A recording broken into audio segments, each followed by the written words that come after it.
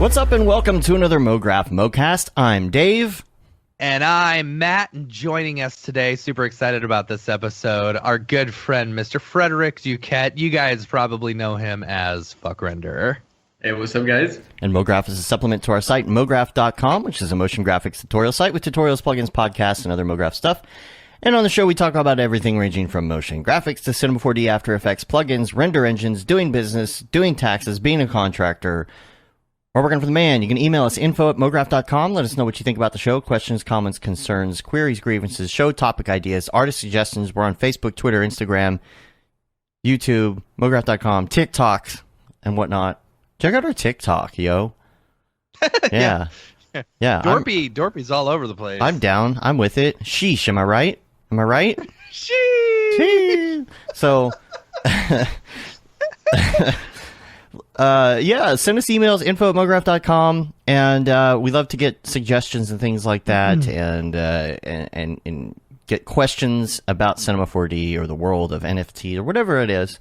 Hit us up, and we love to hear from you. You are the producer. You get to help produce the show by sending in your suggestions, because we try and listen to everybody, take it all in. But this week... Man, my voice is just shot. Yeah. I apologize. Now, I will tell you, I was just listening back to my voice on my test record, and this voice sounds real sexy right now. Yeah, you know, it is. It's really nice. Yeah. Can we get a little sick in for a world? In a world. In like 4 days, like the past 4 days or 5 days or something, my throat's just gotten significantly worse and worse. I know it's not COVID because I'm fully vaccinated. And you already had it, but yeah. And I already had it. In a world. In a world. One where man. Matt's not sick anymore. So anyway,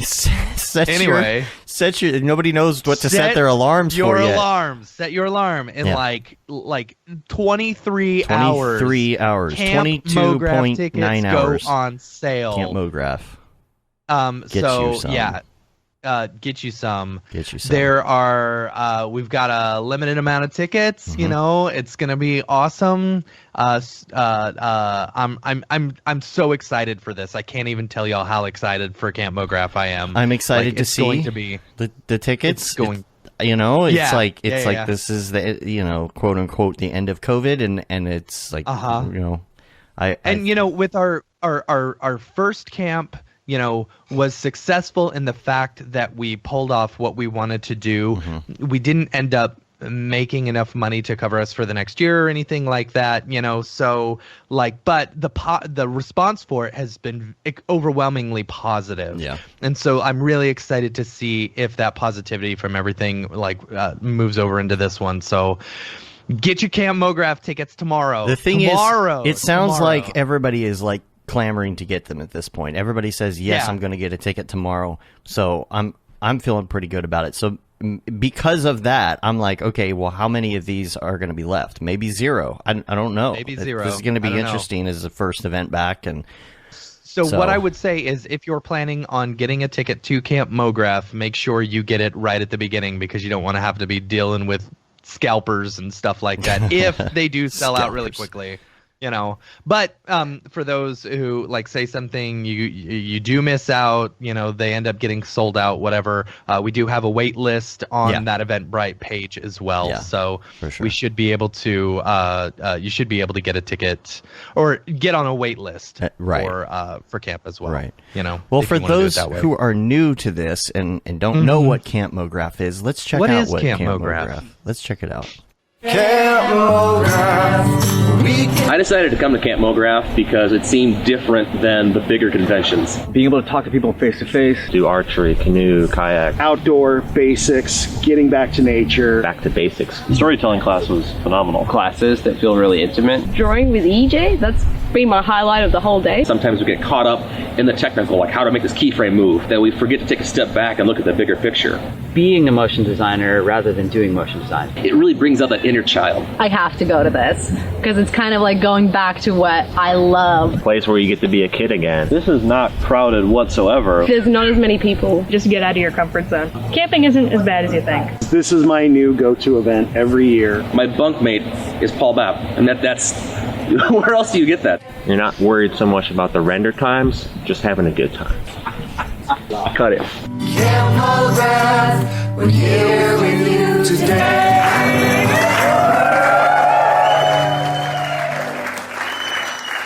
I am so incredibly pumped for Camp Mograph this year. It's gonna be so much fun. Yeah. It's gonna be so much fun. You want to go through our sponsor list here? Yeah, let's go through the sponsor list. Hold on, let me. Here's the thing. While you pull that up, we do not make much money off of this. This is kind of it's not that it's a not for profit or something like that, but we're just kind of getting this thing going. And one of the things about offsetting the cost of this all-inclusive event is that our sponsors come to the rescue when it comes to this, so that you can get a ticket for all this inclusive stuff that is affordable, because it's a hard thing to do. The only thing that you have to do is get to the camp. So you get your ticket on your flight. I mean, you're bunking with a bunch of other motion designers and stuff like that. It's really fun.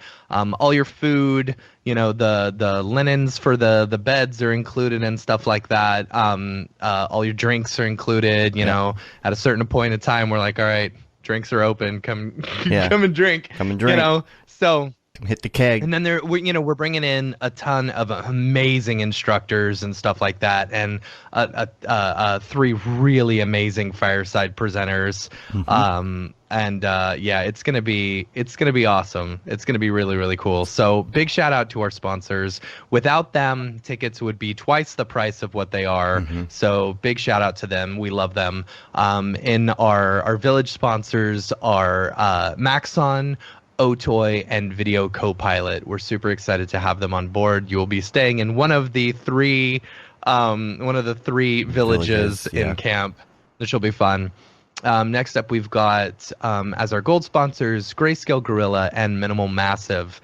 Super excited to have them on board as well. And then our bronze sponsors A Scripts and School of Motion. So this is going to be this camp is going to be really, really cool. I'm really excited to see how ticket sales go tomorrow. First IRL event, man. First IRL event since COVID. Yeah. I'm very, very excited to see how it goes. And we've if you're curious about what we've implemented as far as COVID like safety measures and stuff like that, we've added an about page that talks about all the different safety measures that we're going through on the website that you can check out at campmograph.com. John Jags, Nate, yes, you can bring a drone. I believe you can bring a drone. I will be bringing my drone unless there is a specific policy. It's like 45 minutes away from an airport or any airport or anything. It's like in the mountains and stuff like that. As long as the forest itself is not specifically a specific type of like preserve or whatever, there's certain rules on that. But the fact that we're renting out the whole camp, I don't think they'll have a problem with it if we're okay with it. We'll double check on that, but I would say yes. I'm going to bring mine. It is heavily wooded, I will say. Yeah. It is very heavily wooded versus the place that we went last time. Like taller trees and stuff. Like tall pines. You are just covered with trees. So flying a drone may be a little difficult in places, but down near like the creek, that would be a perfect place just to fly along the creek. That'd be so cool. Well, Jags has the new one that I have, so I don't think you could fly it in the forest like kind of low. Yeah. And not or fly it around as people are like zip lining or doing the treetops ropes course and stuff like that. You're going down a zip line and the blades are coming at you like I've actually shot some people on a zip line with a drone before. It's actually really cool. Yeah. It's going to be this is man, I can't even tell you how excited I am for this. Like I have been looking forward to this for a year and a half.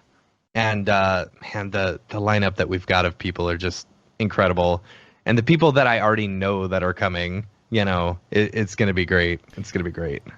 So cool. All right. Well, we'll see you tomorrow on that. And, we'll probably be up in the Slack channel or something talking to people, Also, if you missed the Stop Being Afraid of Houdini special last week on Thursday night with Mark and Alex, make sure you check it out. It's some really good conversation. If you're curious about the course or you're curious about Houdini in general and just want to learn a little bit more, we did continue answering that one question that we had last week about what point do you decide I want to switch over to Houdini or not? We talked about that a lot more. It was a great convo. We also talked again about the NFT scholarship that we're going to be doing, and Jeff Burns has actually donated a scholarship as well. Awesome. So we're going to be giving away 4 scholarships at this point now. So I'm very excited to do that. And if it's going to be a scholarship that is also minted as an NFT, you get a physical piece and it's minted. That's cool. So you got your minted scholarship on the blockchain. So we will announce more details about how that's going to work, what the application process is going to be here pretty soon. Just working on kind of a nice little landing page for that. And I believe that is it on the week wrap up. Before we get into anything else, are there any Octane Redshift updates? Anything we should be aware of this week? Not that I particularly know of. Not that I know of. Yeah. Not that I know of. Just they released the new version 2021, I believe, on standalone. The first version in Octane. Last week, and I think we talked about that a little last week. Yeah.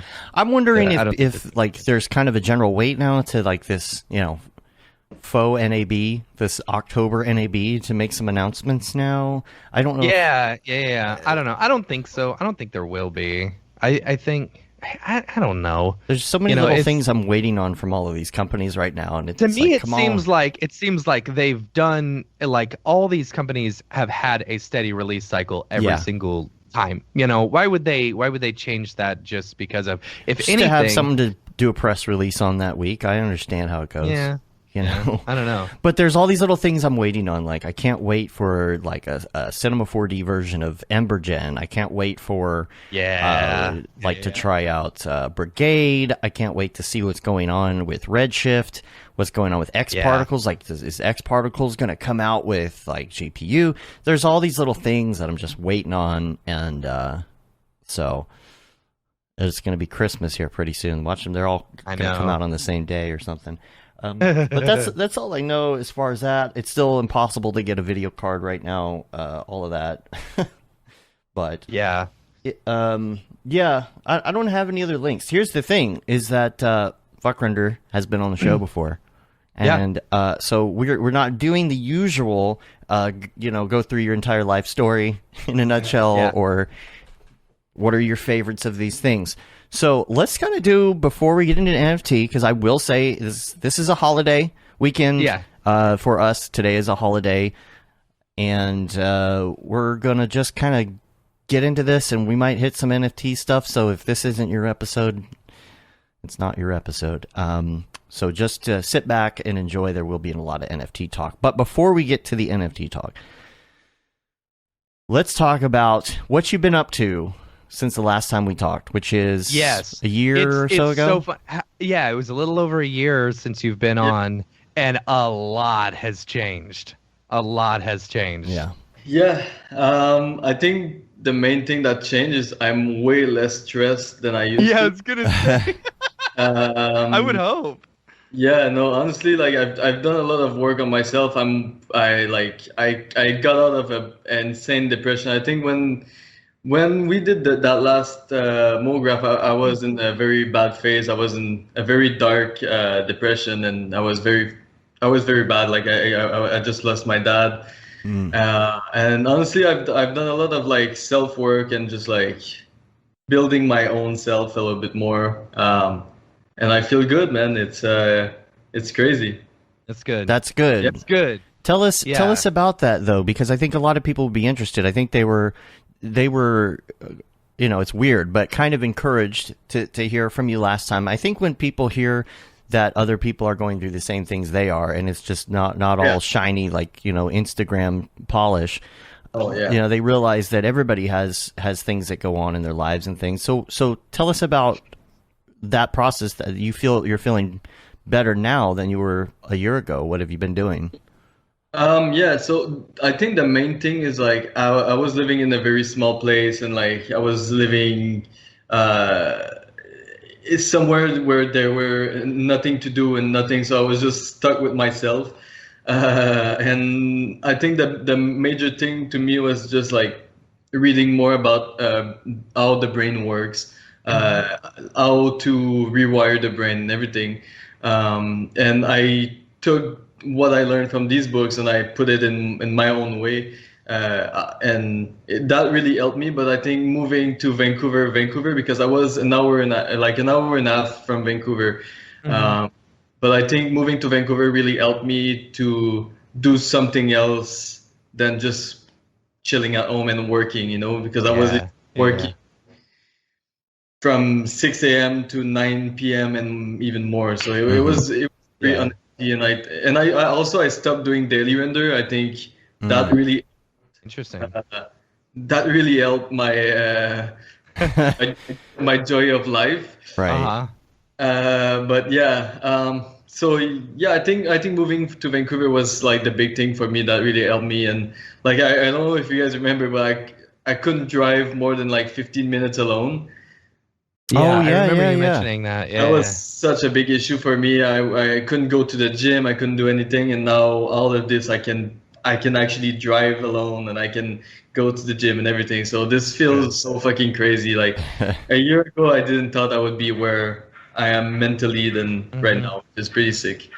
Biggest accomplishment so far for sure. What is has moving to Vancouver been the main thing that has kind of helped with that, or is there more? Like what do you think is the biggest driving factor of your mental health and getting past that depression?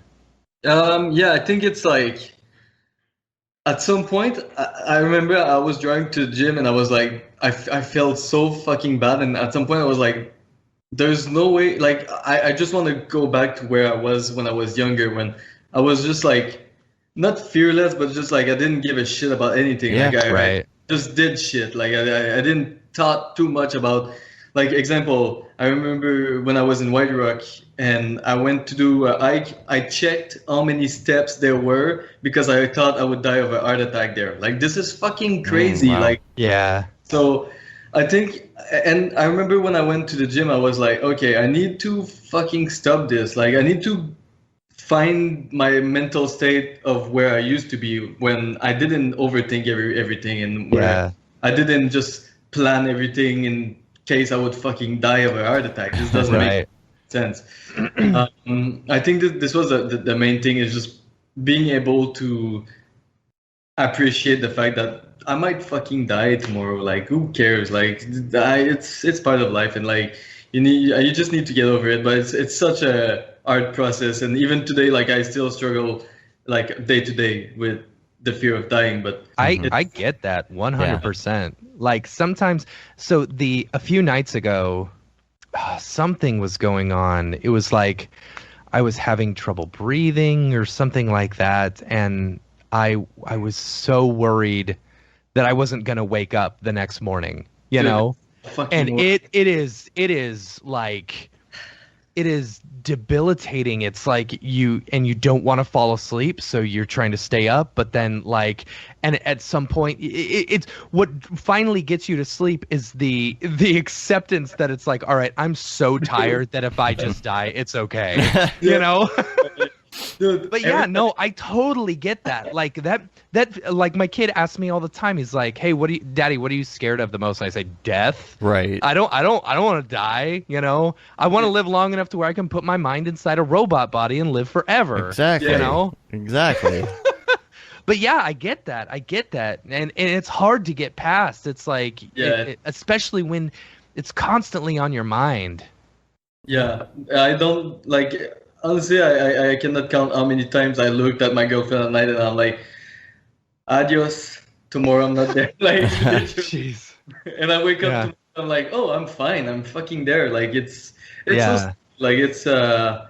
crazy, but it's a good work in progress, and I feel a lot of people have the same fear or have different fears, and but yeah, it's ridiculous. Like, it's completely irrational. Like, just because of that, we're probably gonna live so fucking old and be like, can you fucking kill me already? Like, I've been. You are in fact a Highlander. Yeah. I've been through that a lot, up and down over the years. I think like the fear of death was something that was really, really getting to me for a while, maybe like 10, 15 years ago. And, I honestly, like one of the things that I do now is just, if I ever feel that way, I just think about the fact that I'm doing the things that I can do, right? Staying healthy, not smoking crack, those kind of things. That's a good thing. Definitely don't smoke crack.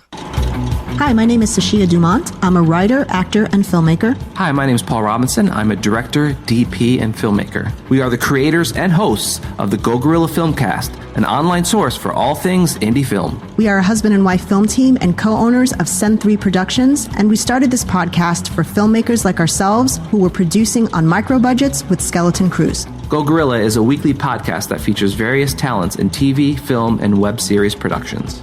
We've interviewed filmmaker powerhouses like Kestrin Pantera, Richard Raymond, Alex Ferrari, Cassandra Ebner, and Ryan Connolly. Amazing actors like Hannah Ward, Lou Taylor Pucci, Chris Wataski, and Eileen Gruba. Groundbreaking cinematographers like Jody Lee Lipes, and Jessica Lee Gagné, and many more. We also offer weekly reviews of our favorite films and shows, which vary from low-budget first-time filmmakers to A-listers and everyone in between. Go Gorilla is proud to announce that we have officially joined the Mograph Podcast Network. So if you love filmmaking as much as we do, tune in every Sunday for a new episode of the Go Gorilla Filmcast, your source for all things indie film. Now available on the Mograph Podcast Network. Yeah, so I feel a little bit better, and I don't really know how that went away. I do feel like exercise has helped the anxiety quite a bit. Yeah. I don't know if you run or do any of that kind of stuff, but I know Victor does a lot up there. I know y'all been hanging out. I don't know if you didn't know if y'all are running together or not, but Victor Mascaro is running. Yeah, I think so. I never saw him. I never saw him. Oh, no, wrong Victor. Oh. Okay. Yeah. Yeah. No, Victor Mascaro is not. Because we were talking about Victor earlier before the show. No, wrong Victor. Okay. Well, there's two Victors that live up in your neck of the woods. So I guess y'all haven't been hanging out. Maybe we should connect y'all. Yeah. I'd be down. Always down. Yeah.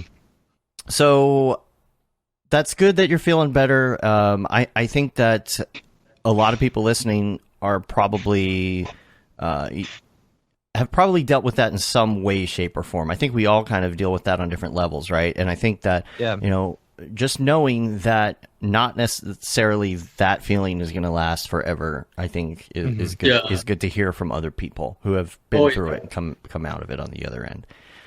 But all right, so you've been doing that, and before we get to the NFT stuff, you've been working on your personal mental health journey. What have you been doing besides NFTs in that time? You said you stopped doing the dailies. Was there a particular reason, or were you just tired of it? Or honestly, I think doing daily render is really toxic, man. I don't know. It's like it creates a pressure on everybody else around you to do way more and do always like. I don't know, like, I cannot describe how much better I feel since I dropped doing daily renders. I think daily renders really helped me get where I am. But I didn't see myself, like, if I want to go all day, I don't know, if a friend rent like a boat or something, I don't want to be like, oh, I need to go back because, like, I want to enjoy the fun. Like, that doesn't fucking sense. Like, I don't know, and the more I think about like me dying as well, is like, dude, I need to enjoy that life, like, for real. Absolutely. Like 10-12 hours on a daily render, like, and it was super sunny outside, so I don't know, there's just like I think at the end of the day is balance is key. I still work every day, like I'm on my computer doing 3D every fucking day, but I don't force myself to release something that I'm not proud or happy with. But at the same time, daily render really helped me work super fast. And when I have commercial work, I'm able to nail these projects really fucking fast. So I think daily render can be good, but just know your limit and know how to balance things at the end of the day. Yeah, I don't imagine that I would enjoy dailies daily at all. I think it would become the biggest pain for me and the biggest. I think every day. You have to look at what I think the idea of dailies are about. You know, the idea of dailies is to grow as an artist and learn. You know, especially when you're, you know, and it's a great thing for new artists to do. 100%. Right. You know, like look at Mike. Like even Mike, the biggest, you know, pusher of dailies. 15, 15, I can't remember. A lot of days in a row, you know. He does it because that's part of his life now. That's, you know, that's his brand, you know, and he's known for that. And if that became your brand, sure, awesome. But I mean, the reason he started it in the first place was to grow as an artist, you know. And see, if it just becomes about doing the daily, it's not making you money per se, you know, and you don't feel like you're growing as an artist. Learning. I That's the thing. 100% agree with the fact that you should stop, you know, especially for your own mental health, because you bring up a really interesting point, and I've struggled with this myself, especially with the NFT space coming out like this. You know, it's like, okay, I feel like I'm missing out. You know, I want to try and make an NFT so that I can try and, you know, get it on the marketplace, but then I have to take away time from my family, you know, or even doing a job where it's like, oh, sorry, I got to work 16 hours today so that we can put food on the table. Oh, and then also do it daily after that 16-hour day. And then also do it daily. It's like, and it's like that's not something that has to be done in order to put food on your table, right? You know. And I totally get it. I totally get it. And Rev's in the chat, and he's probably up there when it comes to, I would say, people who have been doing dailies for a long time. I think his first one was around, I don't know, July 14th, 2017. Did I get that right? July 14th, 2017. He'll tell us here hopefully in the chat in a minute. But hopefully Rev is learning on a day-to-day basis. He's very dedicated to it, and I feel like I would just be doing it to get it done and out the door. I feel like if I really want to learn, I got to do it my own way. So and I kind of wanted to learn how to put more thought behind my artwork as well, because at the end of the day, you're trying to tell a story, and if I don't know, sometime with dailies, I was just like, I was working from 6 a.m. to like 8 p.m. on commercial work. And after I needed to finish my daily. So of course this piece doesn't have any meaning, and meaning in your heart. Yeah. And so, and I got busy for like a year. So for a year, most of the pieces I was releasing, I was just like, it looks cool, but it's nothing. Like it doesn't mean anything. I don't know. I did 1,500 days in a row, and I stopped after 1,500 because I was just like, okay, that's a clean number. That's good. Yeah. I guess it's because they're not saying don't do dailies, right? We're not saying no, not at all. Because there's a purpose for them, you know. And if that's what you're trying to accomplish, dailies are awesome, you know. But it's like I don't want to sound like like I'm an egotistical asshole or anything, but like I don't know how much I would grow as an artist by doing dailies, you know, like because a lot of the majority of stuff, like I know how the sausage is made. I can look at a people and tell you exactly what he's done. Or I can look at some of these dailies and be like, okay, I know exactly how they did that, you know. It becomes the point in which you're like, okay, if I want to grow as an artist, if I want to do something different, I got to do a short, you know. And to me, that feels worth it, you know. And it's not like a daily thing. It's like this: I'm gonna make a short film. I'm gonna put that out there because this is more of me, you know. I can spend more time on it. I was off by a year with Rev, by the way. It was not July 14th, 2017. It was July 14th, 2018. Yeah, he said 3 years. I think I got the date right at least. Pretty impressive. But he wrote, I've decided to branch out and do these every days, and Winkleman underneath said, yeah, son. So I think that's pretty good encouragement to do dailies.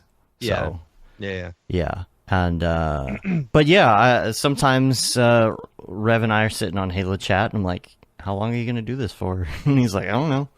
So I think like if you're enjoying it, totally do dailies. If it does get to the point where it feels like a burden, don't think that you have to do it. Like you don't owe anything to anybody. Yeah, you're never gonna beat people because he's never gonna stop. Yeah. So. Yeah, right? Yeah. He's not going to stop until he dies. Yeah. You got to hope he dies at least 15 years before you do. Right, there you go. Yeah. Should we go ahead and switch over to the drop, because I feel like we're going to head into NFTs now, don't y'all? Yeah, I mean that's fine. That's fine. Let's go ahead and we'll just make this whole show the drop. All right, let's do it. It's fine. Drop. Is this the fucking mic? Drop. This is exactly what I should be doing. Okay. What's up, everyone? Welcome to this week's episode of The Drop, your weekly source for all things NFT and crypto art, as well as upcoming drops by notable people in the Mograph industry. What? I'm here. I know. I'm joking. What? I'm joking. I was like, am I live? Are we live? Why? Which one am I? Yeah. Anyway, I'm Matt Milstead, along with Dave Koss. Joining us today is one of the pioneers of the NFT industry, Mr. Fvckrender, otherwise known as Fvckrender. So don't mind me. I'm just changing the episode number right here. There you go. 16. Whoops. That's funny. Fvckrender, talk to us about NFTs. How long? So you've known about them longer than we have. Yeah. You've been into the last time we talked, NFTs weren't really a thing. Like, there were some people who had been getting into them. I think EJ, in our Dave, EJ, Ariev chat, our little text message chain, kept on talking about like Super Rare or Maker's Place or something. They're like, Ariev, you should get into this NFT thing. He's like, I don't know. Yeah, Arya was, I don't know. And now he's all over it.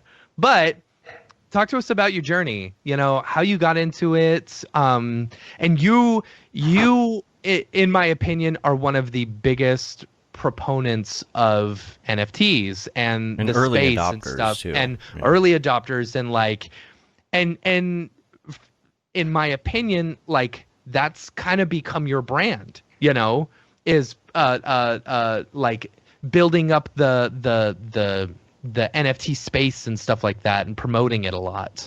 Talk to us about your journey. Yeah, thank you. Thank you for the kind of words. I don't see myself as this that much, if that makes sense. But I started like about 8 or 9 months ago. Mm-hmm. I applied to Super Rare. They got me in. And I literally had no expectation, and my friend Euphoria was already selling a couple pieces there, and I was like, "Oh shit, you sold a piece for like $5,000? That's fucking crazy!" Like like even ETH aside, like crypto, I didn't know anything about crypto. I didn't know anything about ETH, anything about NFTs, and I sold this piece on Super Rare. Got sold by Ioannis in less than 24 hours. We had a bid there was a bid war. I think it went for 12 ETH, which was $6,000 back in the day. Yeah, at the time. Yeah, now it's like 35 or something. Yeah. And I literally lost my shit. I looked at my girlfriend. I'm like, what the fuck did just happen? Like what? Like this was fucking crazy. I was literally like, not crying, but I was like, I was just in a dark phase and everything, and like, I look at my girlfriend. I was like, this is fucking crazy. I can take no commercial work for like a month or two. Yeah. And it felt just so fucking crazy. And a week after I released another piece that got sold for I think 20 ETH. Wow. And this at the time was 9,000 or 10,000 something. Yeah. I was just losing my shit. Like literally I was like freaking out. Yeah. And yeah, like I started to be super invested in this space, and like I was trying to understand why people was buying it first, because to me at the beginning I was like, okay, this doesn't make sense. And there's also a part of me that was like, it has to be more than just the image. So I dug like a lot about NFTs, about crypto and all these things, and I was like, what's interesting is not the artwork. The artwork is very important, but like the token behind the artwork is one of the most important thing, and it's something that people doesn't really understand.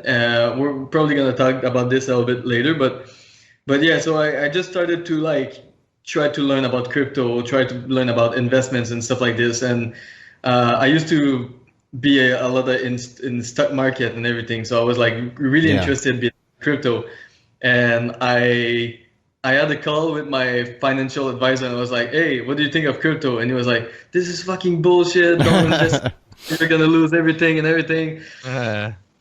So that day I decided to take all my stocks and I put everything in. Wow.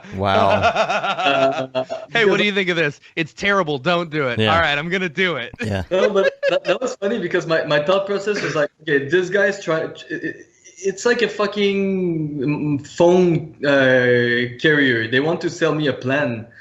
Yeah. And if this guy was so afraid of it, it means that he knows that it's potential. So Right. I was like, okay, yeah, this is fucking bullshit.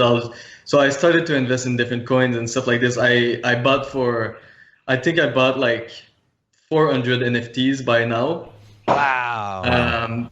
Yeah, like pretty much every sale that I make, I'm trying to put a good percentage to give back to the community, and That's good. To help not smaller, but like smaller or just people that are super talented but are not as known, to have a couple of sales and everything. And like, yeah, like I'm always trying to find new NFTs and stuff like this. I know because of I'm saying this, I'll receive a shitload of DM of people pressuring me into buying their NFTs, which I don't buy NFTs that people are pressuring me to buy. So don't do this. Let me discover you. Right. That's the best way to do it. Like, but yeah, it's fucking crazy, man. Like, I'm so passionate about all this beyond the NFT space. I'm just so passionate about the crypto and the community behind the NFT space. I think it's honestly, like, it's the community I feel the most accepted. Even like back then when I was doing daily renders and stuff like this, like a motion design community, or like all of these guys, I wasn't really appreciated, or I was always like, oh, he's another daily render artist or whatever. He's like, I was always like sidetracked, and it really like annoyed me back in the days, but that's old days. But yeah, I feel like community wise is like an amazing community, and I think people are really there to support each other, because it's not about like who makes the most, but it's about how can we all make a living out of this, and we can take less commercial work and be like, okay, like we can create the best fucking work we can do now, because we don't have to work 80 hours a week to do a fucking spinning bottle that in someone's eyes, whatever. Yeah. So yeah, I went far on that question. I'm sorry about that. No, no. I mean, I think anybody who's been watching NFTs has kind of been watching what you've been doing, and I think people are really interested to see how this all came about, because you had a lot of daily renders, and I think that was definitely helpful in that case, right? Yeah. And so you had a pretty good following before you started, the NFT space. Yeah. A question, because who does the person? So I'm curious about that first piece that you sold, because I feel like that's probably worth a lot now. Yeah. Like, right? It's like, so has that person like resold it, or have you tried to get it back or anything like that? No, actually, like I became a super good friend with Ioannis. Once I'm getting vaccinated, Joe and I are going in Greece. We're gonna meetup is super sick. But no, he told me like he's never gonna sell it. Like he doesn't even want to sell it, which is cool because it makes everything more like yeah. But yeah, he's an amazing person. Him and Barry bought my 2 pieces after. Amazing people. Like it's crazy like how many friends I have made in the NFT space, as much as collectors as artists. It's fucking crazy. I really love that community. It's amazing. Yeah, that's what I was going to bring up, because even Phil here in the chat, he says he's made so many new friends through NFTs, and it's been so great too, because we've popped on some of these Discords and there'll be like 80% people that you already know, right? And so your friends are in here, and all of a sudden these new people are in here, and they're friends of friends and things, and they're instantly your friends as well. Yeah, exactly. It's been great. It's been just revitalizing this sense of community, especially during a time when everybody's locked in their own house. That was the perfect moment. And I just want to sidetrack here, but like to all the people that just joined the NFT space or the community, and they're not selling or they're not having as much success as they would expect to, I think patience is key. And like it took me, I had a piece that took me 3 months to sell, even if like my market was going super good. So like I think everybody needs to be patient, and like I'm sorry, but if you give up on this community, like it's gonna be even harder to come back or something. But yeah, like there's a lot of positive thing about this, but I totally understand how challenging and mentally burning it can be to see everybody else around you having some kind of success. Because even like I consider myself having some sort some sort of success in that space, but I'm also how can I say that? When I see like someone having success, I'm like, oh shit, that's fucking crazy. Like I'm not jealous of that person, and I feel like jealousy can make your art go bad, if that makes sense. I don't know. That makes sense. Yeah, I can see that. Word, but all I want to say is for newcomers to just be patient and good work, and good work will be seen, and it needs to connect with the collectors too. So like you cannot expect everybody to like your art like when you post it. Like that's one of the main things. I think if you compare it to just doing art in general for clients, it really makes sense as well. You're not going to enter the space and say, look, I've got Cinema 4D, I've got Octane, I'm making a thing, now somebody hire me right now. Because you have to make a name for yourself, even if you're going to do business, even if you're 100%. Not doing NFTs, right? Yeah, 100%. So tell us about, I want to know a little bit more about the Nifty experience, because Nifty is kind of different than the other platforms. It's this gigantic one that came around, and that's the platform where it's like, oh man, you get on Nifty, you're gonna make $1 million. So talk about that experience a little bit. Yeah, Nifty is pretty crazy. Honestly, like Tommy from Nifty is one of the nicest person I met. So this guy is like 23 or 24 years old, and he's probably the busiest 23 years old person I've ever like met. Like this is fucking crazy, and he takes time to reply to literally everybody. I feel like in the NFT space, Nifty Gateway has the best artist relation platform.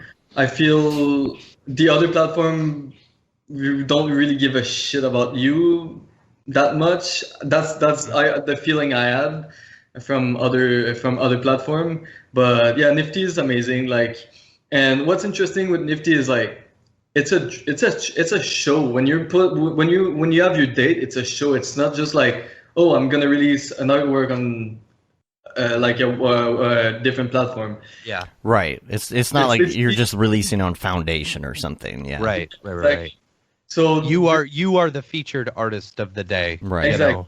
And that's got to feel important. Yeah. And so Nifty did their mistakes. They've been greedy a lot with like 5 drops a day for which I totally understand, because when you're in, it must be so hard to be like, oh shit, no, we need to like your favorite, like the weekend is coming at you and be like, hey, I want to do a drop on your platform. Like, imagine how hard it is to say no to this, even if you know that, I don't know, like, not trying to be on any side, but like, but Nifty for me, it was an amazing experience, and it let me do something that I wanted to do for so long, which is the Fvckrender. I've always wanted to learn on Unreal Engine, and I always wanted to create like this kind of universe with big sculptures of mine, and like sitting on lands. So this is something I couldn't do before NFTs, because I was working 80 hours a week, 200 hours. So there's no time for me to learn Unreal. So after my first drop on Nifty, I did quite well at the time, and I was like, okay, I'm not taking any work. I'm just gonna learn Unreal. Like literally every day I was learning Unreal. I created this Fvckrender. That Fvckrender drop went fucking crazy. Like I was so, like, honestly, I was shaking for 2 days, and I was literally crying for a week, because I was like, this is so surreal. Like, it was so fucking crazy. Explain talk to me about that. It, because I saw it too, but I don't really know everything about it. Like, I want to know. I wasn't in the space too much yet when you had launched that. Yeah. So what do you mean? What's the question? So talk to us about the Fvckrender verse. Yeah. So the Fvckrender is like, so to me, when I was releasing image and people were buying these images, I was like, I'm a 3D artist. Like, there's no, it didn't make sense for me for people to pay, I don't know, $100,000 for. Oh shit! I need to charge my.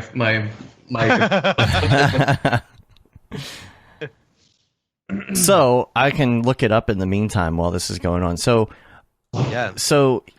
from what I remember, he built this thing in Unreal, and I haven't been able to look into like anything Unreal. I haven't been able to load Unreal 5 or any of that. That's probably a good subject too, because the Unreal 5 YouTube stream came out last week, and they were talking about what some of these new features are going to be, including this. What is it called? It's not Lumi. It's Luma something or other. And it looks like it's almost like replacing RTX, as far as I can tell, as far as what I'm looking at with Brandon. But you can try out this new. I haven't looked at any of the new Unreal 5 stuff.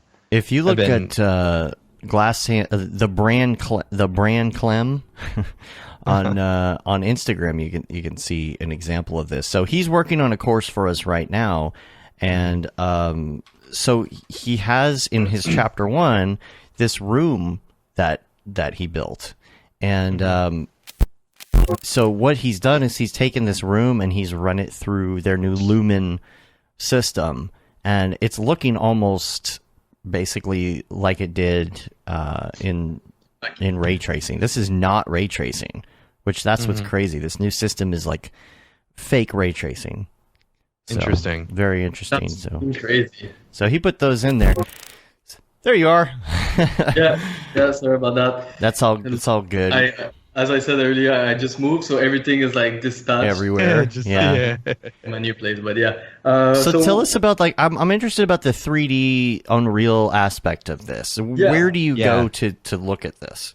Yeah, so if you go on fvckrender.com, you download a file that is about 4 gigs. We're currently working on making it auto update and on Steam. Cool. With wallet connection, so you can buy NFTs directly on the Fvckrender. Sorry, I kind of want to sneeze. Do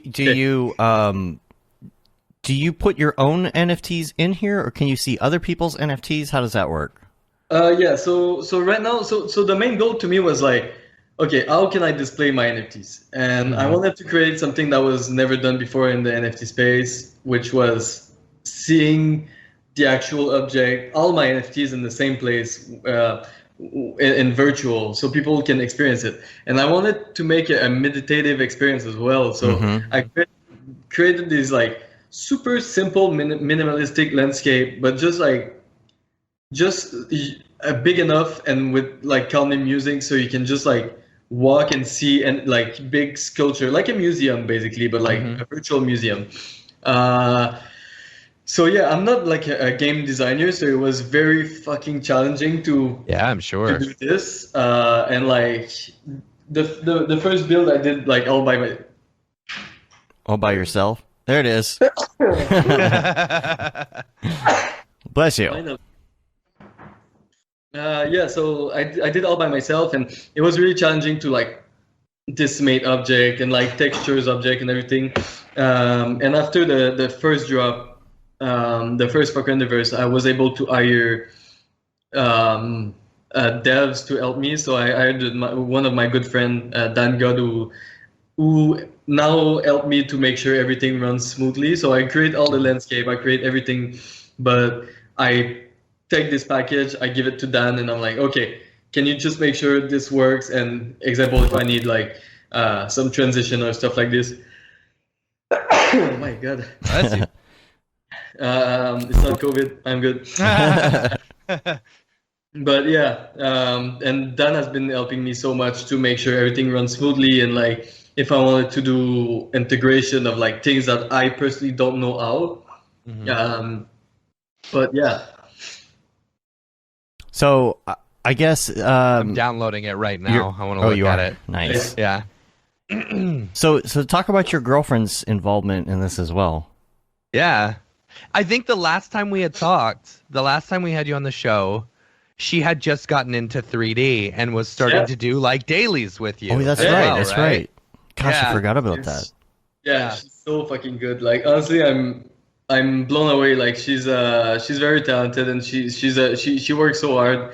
But yeah, I think a few months after the show, she decided to quit her day job at the restaurant because she really hated this place, and it was very mentally hard for her to work there. Because anyway, long story, but yeah. And she quit that job, and that day like Christina Aguilera shared one of her image on Instagram, and she was like, rock on, that's a sign. And she started to have like a couple gigs, and like it was pretty crazy, like to see her grow that fast. But yeah, she's so fucking good. Like Yeah, and which ones? Because she does the buildings. She does a lot of like architecture, right? Yeah. So, which ones were released on Nifty? I'm trying to remember now. She's got a lot of them, but yeah, Lavish probably you're talking about. Lavish. Okay, cool. I'll try and find it here, but yeah, it's beige on Instagram, so it's beige on it's on Nifty as well. __ beige __, right? Yeah, exactly. Yeah. I bet that's a tough one to keep the handle on, right? Yeah, exactly. The fucking underscore, yeah. Yeah, I'll just bring up her whole account just to go through. Oh, nice. But yeah, so I bet that was nice too. What was her reaction to doing the Nifty thing? I'm sure that was emotional. Oh yeah, no, it was pretty crazy. Like this whole month was like just completely surreal, honestly. Like to me personally, I was my second Nifty drop. I felt so weird because I don't know. I kind of felt guilty of making that amount of money in this short time. I was really feeling anxious about this, and I don't know, like people will find me fucking stupid and idiot to say that, but like I just didn't feel good about this. And I know people are like, oh, I fucking wish this would be me. Of course, like I'm super stoked and I'm super proud of everything, and I'm like, when I think about it, I'm like, oh yeah, that's fucking crazy, and like I'm so grateful for this. But like on the moment, I was just like so like paralyzed and anxious and everything. It just felt weird. Like I don't know. Makes sense. That makes sense. Yeah. Because it is life changing. It 100%. You know, and I sold my Beeple piece for. Ended up making 165,000 off of it. You know, that's easy. And that alone was life changing for me. You know, That's I got no more debt. You know, and you go from $100 being like really tough to pull off, you know, like, oh, you get a bill for $100 to like, you get a bill for $1,000 and it's like, okay, I'll just pay it, you know? Yeah. Yeah. And that's a completely, it completely changes the way that you think, you know? Yeah. And like, there is a guilt that comes with it because you're like, oh, I should be investing in other people's stuff, but you know, I also got to pay my stuff and make sure that I'm good, and I don't want people to hate me because I'm not buying their stuff and all this stuff. Yeah, it's a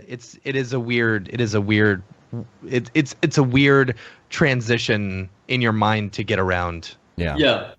No, it's pretty crazy, and like, but I think just from resale NFTs, I made like a good amount of money, which was like pretty crazy to think about this. Like, Yeah. Talk to me about the you've done a few collaborations, right? You did one with Zed. Yep. I actually picked up one of those pieces. Nice. And then also you did a collaboration with what's his name? Musician. Yeah, Post Malone. Yeah, talk to me about those collabs, because those are two of the biggest artists in the world, you know? Okay. So the Post Malone one was really sketchy. Okay. Like really fucking sketchy. Why's that? First, there's no fucking music on the piece. Okay. And this annoys me to a level that I don't really want to talk about it, but the old project was, I'm super stoked because it's Post Malone and everything, and I got to talk with them and him and his management and everything, but like. So I thought there was no music on the piece because like Facebook took the audio down. Oh no! There was just no audio at all. Yeah. That's weird. Yeah. Okay. So yeah, this one, like, it's cool that I love the piece I did for this. I think it's fun, but yeah, like I don't really care. Zed is an amazing person. One of the artists that I work with that is the most humble and the most genuinely interested in knowing people. So I literally have nothing bad to say about Zed, and it was like so sick to work with Gabe as well. Gabe is an amazing visual artist. But yeah, it was pretty cool. I don't think I would ever do collab with musician anymore.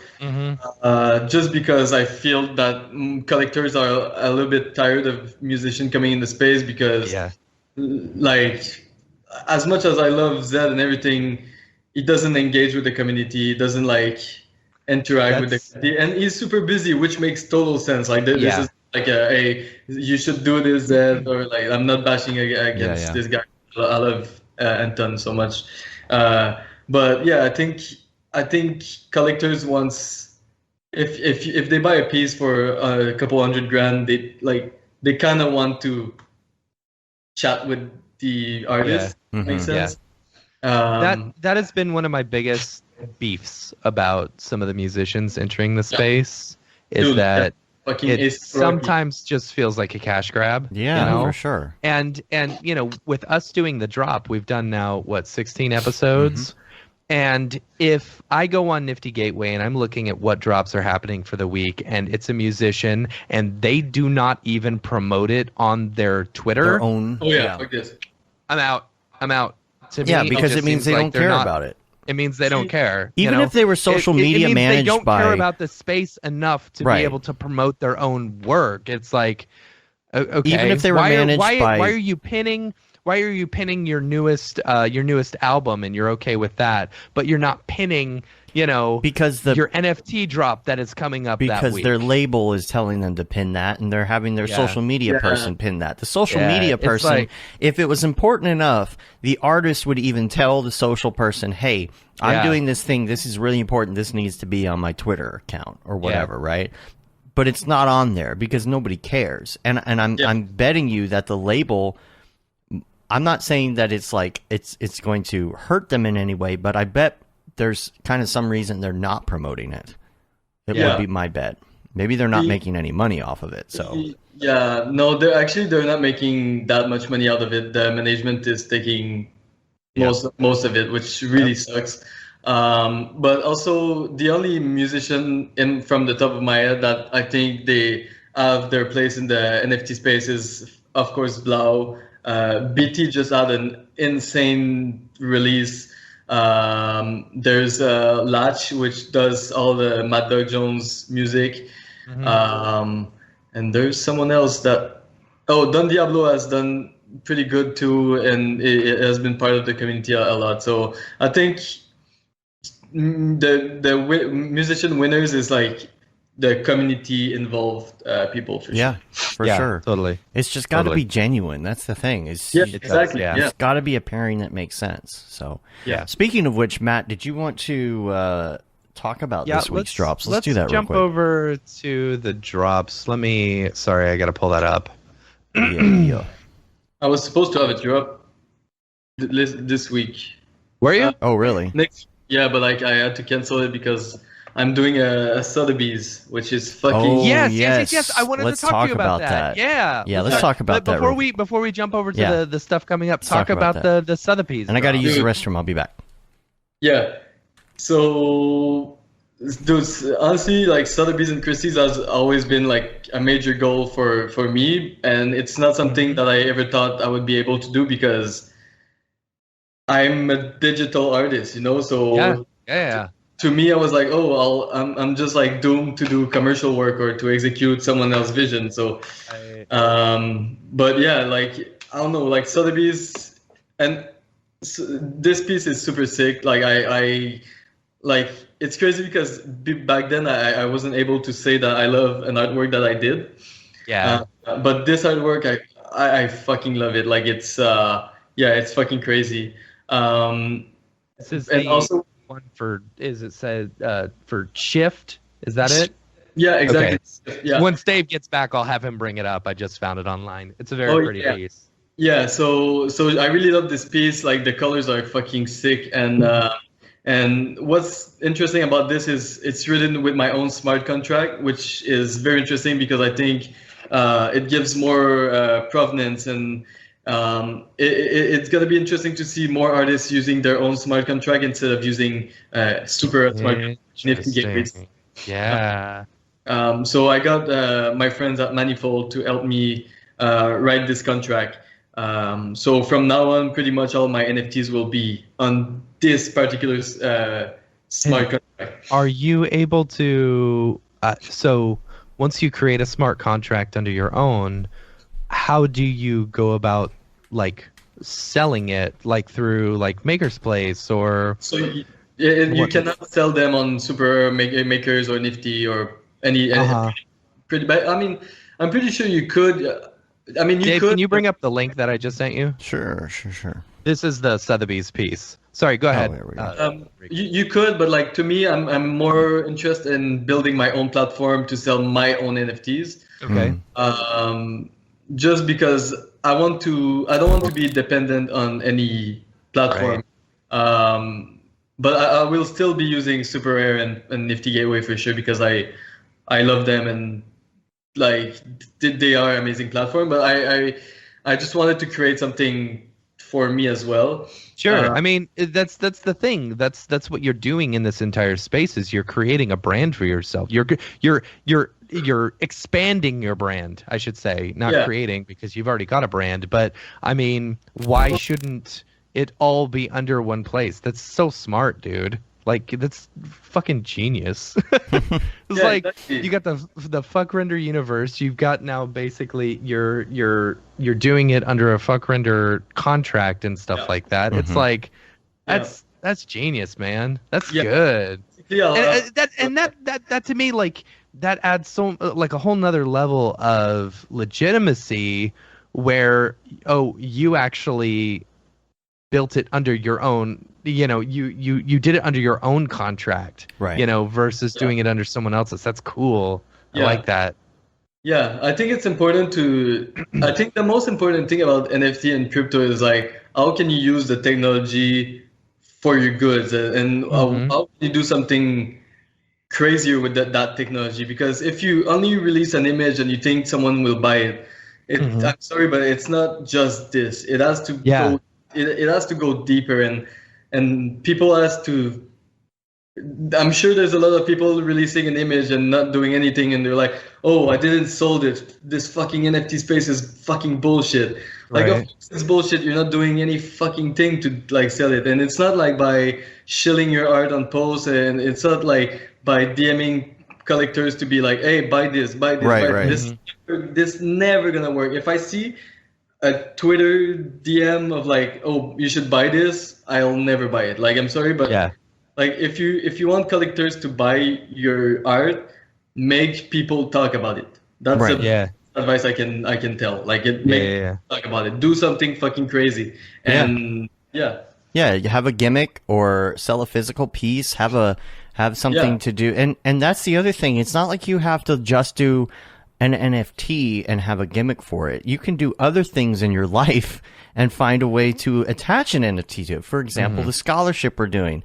There's no reason it has to be an NFT, but it's going to be, because you can say, look, I have my certificate for my scholarship on the blockchain. You got to think of some interesting things to do. A lot of people who do like really cool, like awesome models will do like a physical version of it that they'll 3D print. There's so many different ways to approach it instead of just like DMing people and say, buy this. Totally. Yeah. And like, it's interesting because like, by having the scholarship on your wallet, that's so sick, because now you can put the scholarship somewhere in your collection or something. So to me, it's like a pride, it's like, I remember when I was going to my dad's office, he had like all of his diploma and stuff like this. So it's basically this now. Like, I sometimes I just go see people's wallet and I'm like, oh, they have this, like they have this CryptoPunk, and like, it's just, I don't know, I think it's cool, and I think NFT will see a big boom in the next few years when we're gonna be like example, like a CryptoPunk only events, or like a scholarship only events, like this is where it's heading, like, and like it or not, it's where it's heading, like this is gonna be it, like. And there's even a fifth a fifth scholarship that we're talking about doing right now as well, which is and we got to figure out exactly how the details work of this too, but it's more of it would be a one-time scholarship that we would sponsor, which would be kind of a pass the baton type scholarship sponsor, because a lot of times you'll take a class or you'll get into something and then you'll learn a lot and you want to pass it down. So there are people that might take the class and get really good at Houdini and then be like, okay, well, I've learned everything that I could from this, and they'll have like some up and coming artists that they're mentoring and teaching about Houdini and whatnot. And so the idea is that whoever holds the NFT to this scholarship passes it down to the next person, because there's the proof of ownership on the blockchain. So whoever owns this on the blockchain currently has the login for the class. Yeah, dude, I think even any login might be with wallet at some point.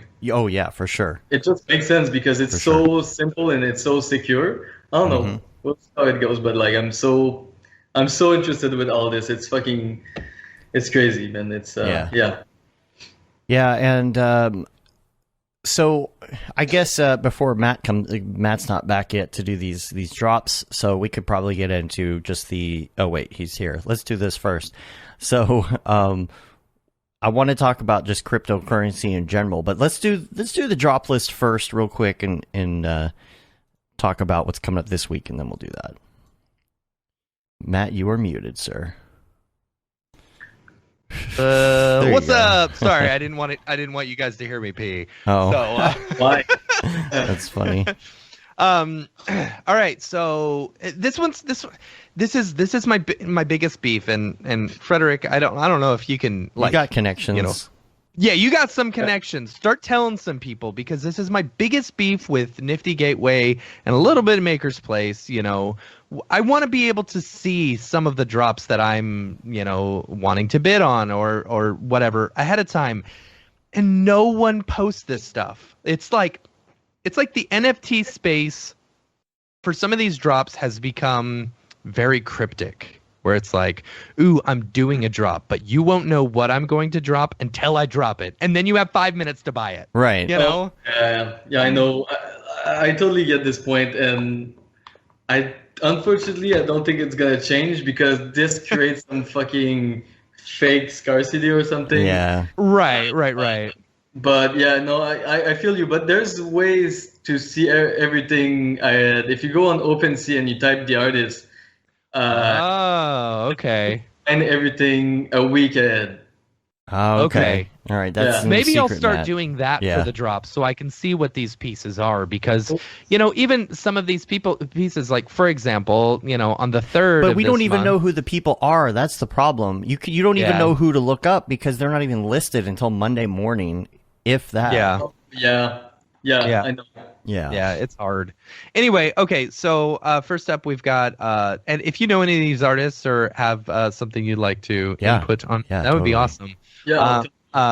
Raf Grassetti on Nifty Gateway. This one's dropping today. These are really pretty, these sculptures and stuff like that. And it's super nice too. Oh, yeah.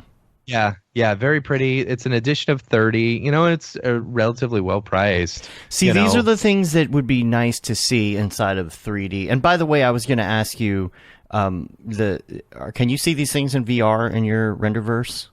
Yeah. Your stuff. Okay. Nice. See, these are the things that, like, if I bought this and I could put on my VR helmet and just walk around this and study it and look at it, that right there is awesome for sure. Some people are having issue with Fvckrender and the VR, but I know most people can do it, and we're currently working on a fix. But fixing bugs has been really challenging for people that know games. But yeah, we're getting there. Yeah, that's a great way to do it, though. Yeah. What else you got? Greg Mike. Yeah. Okay. So, Secret Walls. This is on the 2nd. One thing that I like in the past few weeks, Nifty Gateway has started not doing them all the time, right? Yeah. So Secret Walls is doing a drop on June 2nd, and it's interesting. You don't know unless you start digging in. But Greg Mike helped out on the project, and y'all will know Greg Mike from a lot of his spray paint cans. That all the beer, on. Different beer cans and all that. Yeah. Really cool stuff. I love Greg Mike's stuff. I really wanted to buy one of his. I know. I know. So super cool stuff. I'm excited about that one. Also on the 2nd, Luis de Guzman. See, this what sucks. Like, Luis de Guzman is a really talented artist. There's no link, right? Yeah, exactly. Because I went on their Twitter and they're not promoting it or anything, but Luis is a super talented artist, has done a bunch of some collabs on some SpongeBob SquarePants stuff, and I thought it was cool, but it's like, come on, man, give me a link to your NFT. I want to see what it looks like. So anyway, just thought I'd throw that one out there. On the 3rd of June, there's another one that I don't have a link to. Kid Mograph and Ya Wolf are doing a collab together. Say, I went to both their Twitters. I don't know what it looks like or what's going on with it or teasing it. I'd sure love to see it. Yeah. It'd be great. Hey, guys, I'm coming back in 1 second. Okay? Sure. Yeah, man, totally. So the and the biggest thing is with this, it's we know Kid Mograph. We're promoting Kid Mograph because I know Kid Mograph is a talented artist, and that's the reason why I will at least. Yeah, because we know who he is. Right, exactly. Yeah.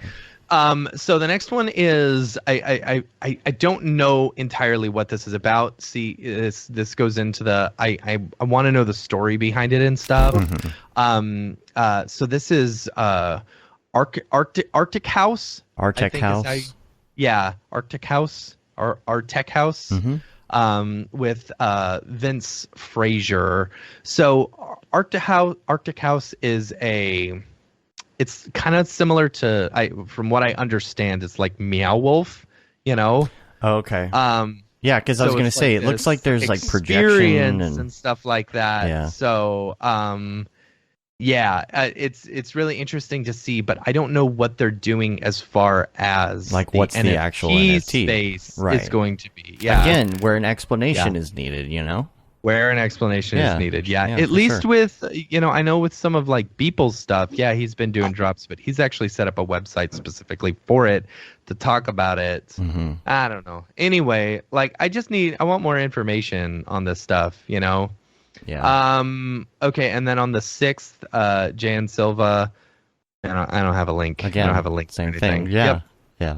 So I would personally check Rapgrosity. Too Much Lag for sure. I think Too Much Lag is a big innovator in the space. Mm-hmm. Kid Mograph and Jai Wolf. I think it's gonna be interesting. I love both of them. I've worked with Jai on his tour visual for so many years. Cool.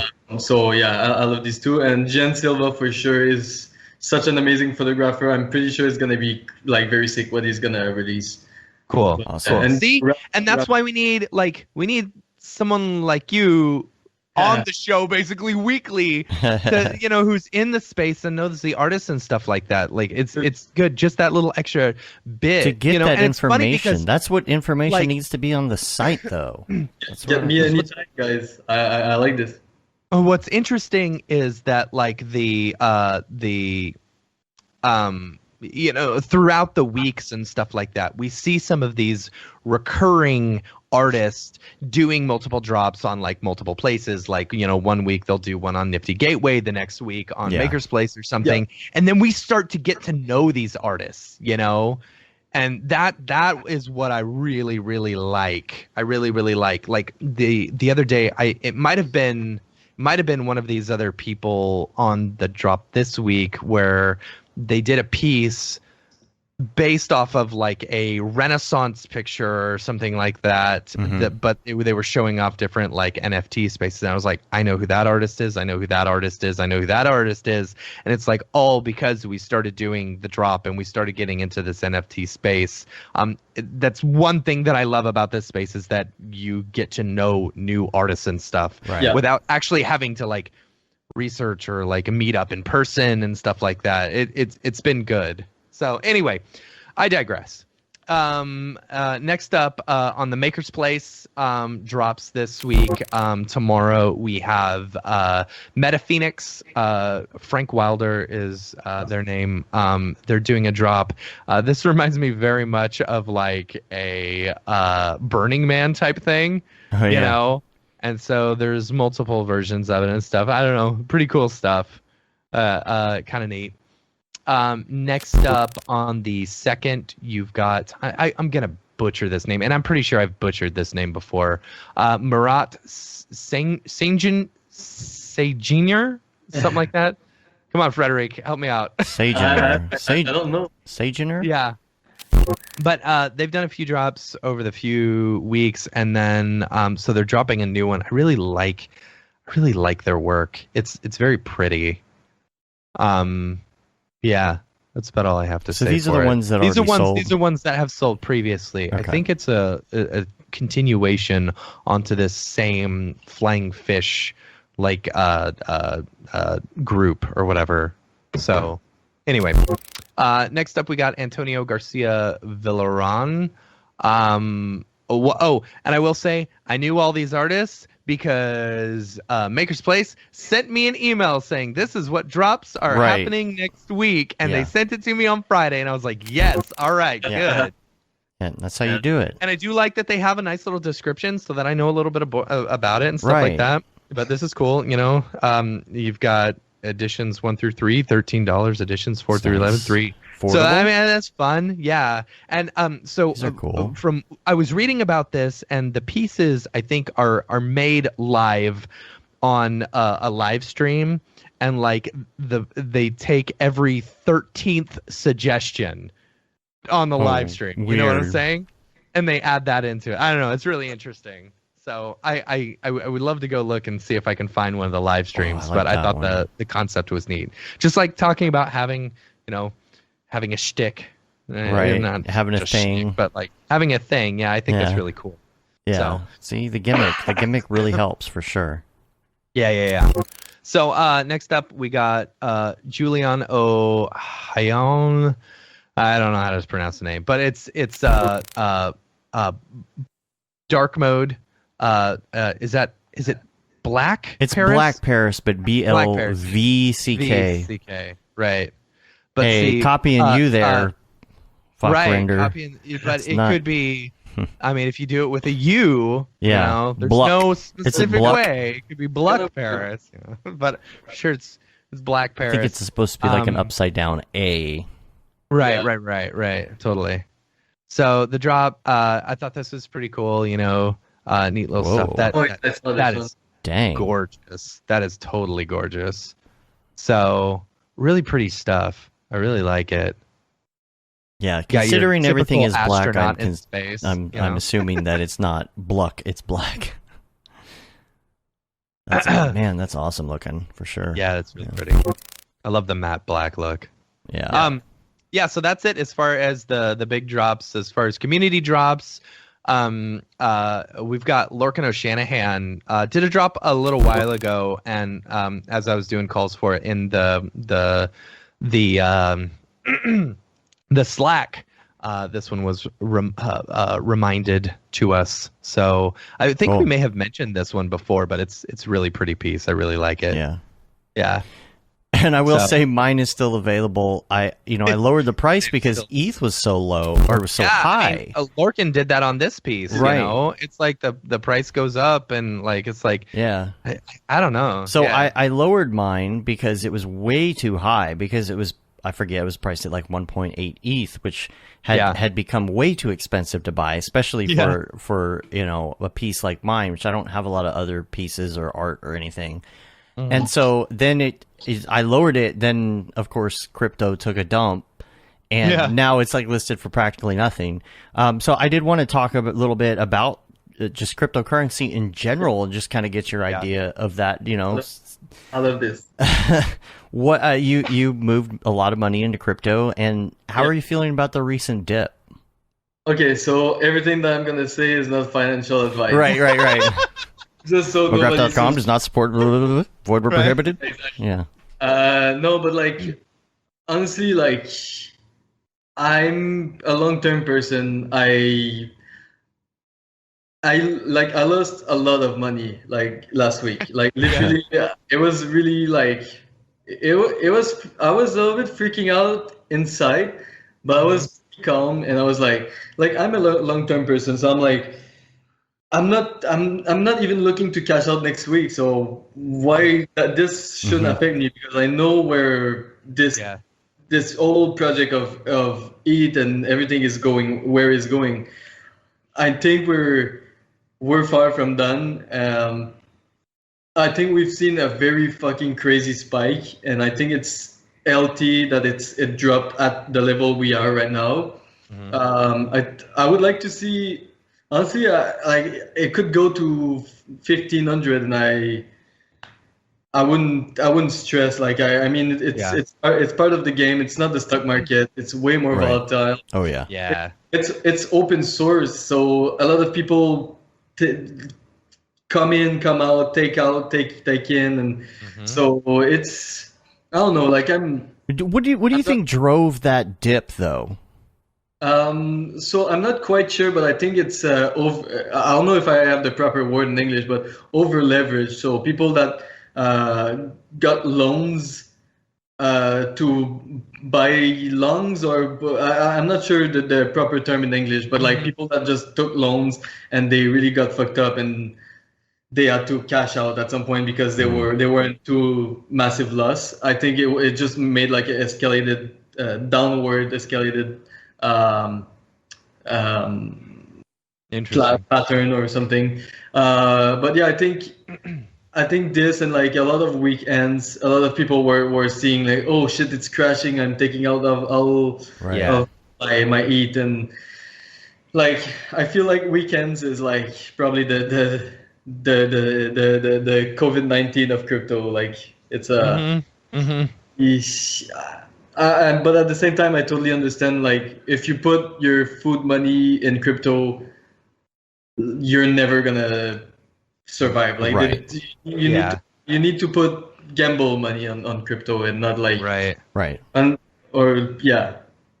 you definitely don't want to put all of it in there. Are you going in multiple currencies? What's your so my biggest is ETH. So yeah, I was pretty shocked last week. But my favorite coins right now is I'm a big supporter of Axie Infinity, which is their token is AXS. Yeah, I was going to ask you about coins. Yeah, so this project is amazing because it's a play to earn game. I don't personally play the game that much, but I buy these Mystic Axies, which are quite expensive. Like I paid one, I think 30 ETH. Whoa. Oh, jeez. Yeah, it's really crazy, but it's a very rare one. They're like Pokemons, but the reason why reason I love this project is they're helping people around the world making money. And for us, it might be nothing, but for people, I took a famous example, but in Philippine right now, there's a lot of Axie players. And they're making about $200 to $400 a month, which for them is probably I'm not quite sure, but there's an amazing documentary about Axie in Philippines. And I recently started this scholarship program where I bought a bunch of Axies and I give them to people in need in Philippines, so they can play. So they play all day. I just gave my first payout yesterday to my first scholars. Her name is Angelica, and I gave her, I think it was $300 USD, and she made that like in half a month, which was pretty crazy. But it's a game though. Like, what's the game part of it though? It's a game, and you collect SLP, which is Smooth Love Potion, and you can trade these Smooth Love Potion for ETH or for anything else, but you can use them for breeding as well.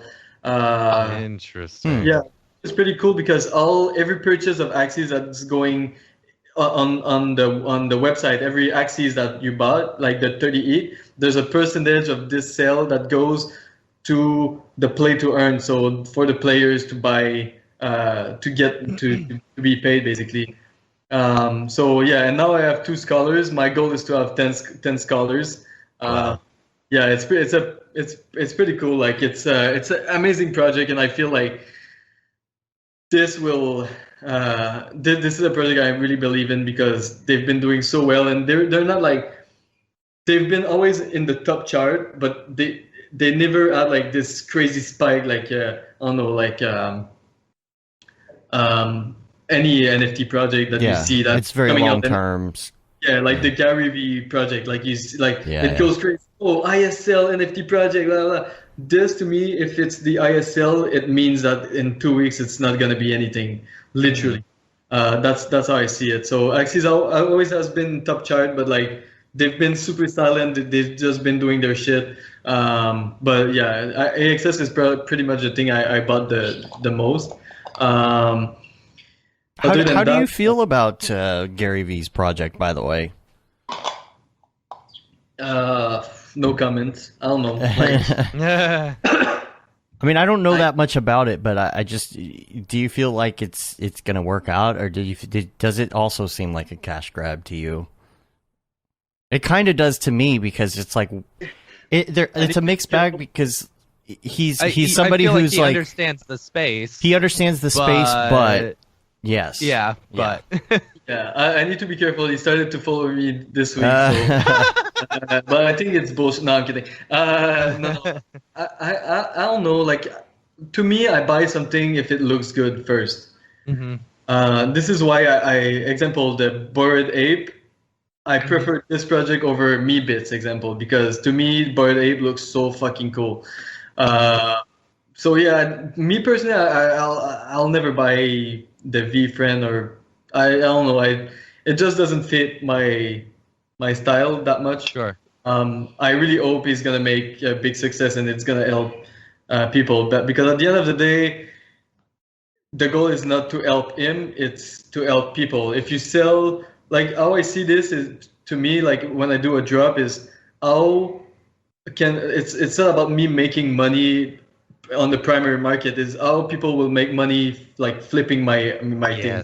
That's the main thing I think about is this, and I think I actually did a great job. Like if you see, of course the market right now is not super good, but if you see the Soulstone was $2,500 and they were selling for $40,000 at some point. Yeah. And to me, that's the main goal, is for others to make money over me making money. Like I'm more comfortable than I could ever imagine, and I just feel that now I just want to do like things that are very limited and more smaller price, so people can actually flip them. Yeah. And hold, like I prefer when people hold them and forever for sure. But if someone can make money and pay their debt, dude, to me that's the best reward over them. That was the thing. Like Mike texted me, as soon as my piece that I was selling sold, and he's like, dude, you just made this much money. Like,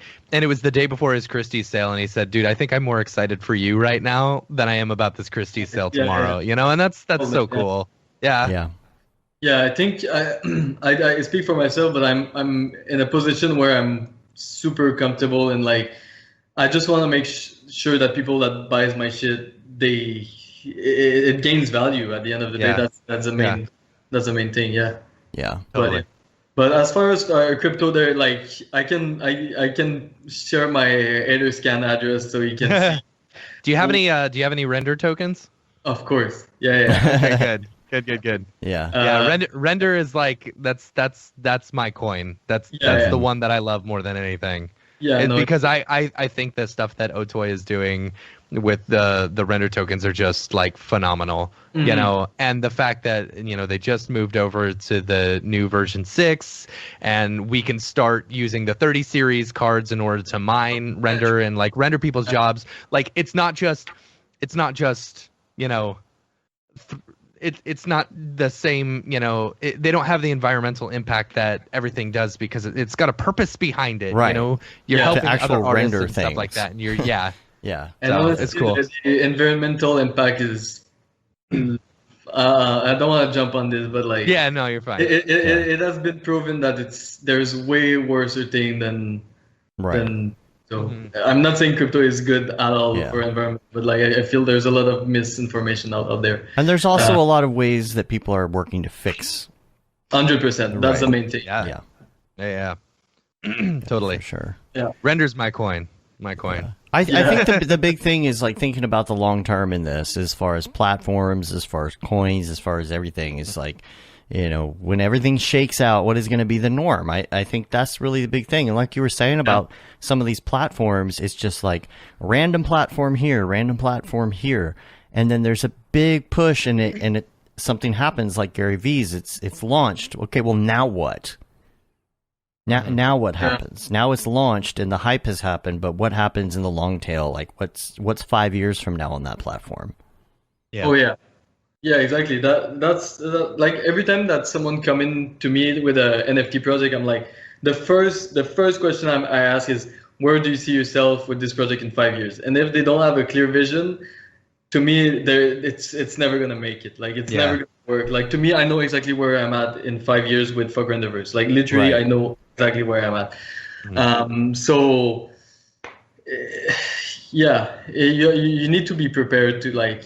Even now we're seeing like a down market, and a lot of artists are gonna get out and be like, oh, okay, this market is not real and everything. And when it's gonna come back up, they're not gonna be there. Like even if the market is down, make your name there, and so when it's back up, the fucking wave will hit you up. Like if anything, that's the point in which you start pushing out more work, and because people saw this big kind of cash grab here a few months ago, and it's like, oh, there was a huge influx of artists, and a huge influx of work. Well, some of those people, me being one of them, have dropped off, and are not putting out work right now.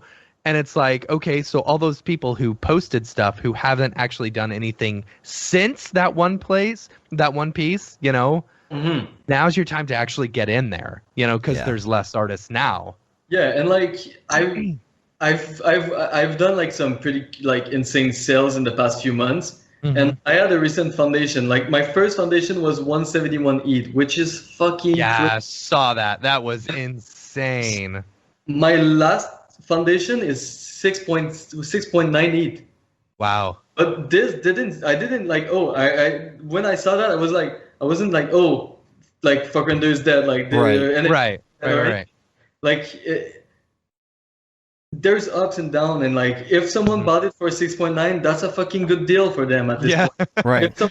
If someone buys your piece for 0.1 or 0.5 or 1 or anything, any price right now, and it's lower than you think it's worth, they just paid for a good price. And make sure that these people that add this fucking crazy price on your piece, in like 2 weeks or 2 months, they'll be able to sell it for, I don't know, 10 ETH or 15 ETH or anything.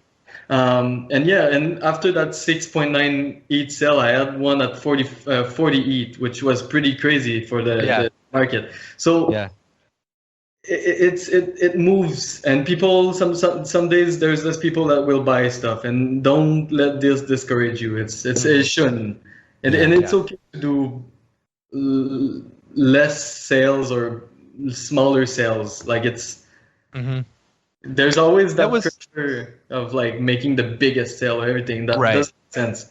Right. That was my thing when I first got into the space. Like I was like, okay, I'm gonna price this about 1 ETH or something like that. But eventually it was like, who am I? I'm a nobody. I haven't made my unlike you, I hadn't made myself known in the industry as an artist. I had only made myself known in the industry as a podcaster, right?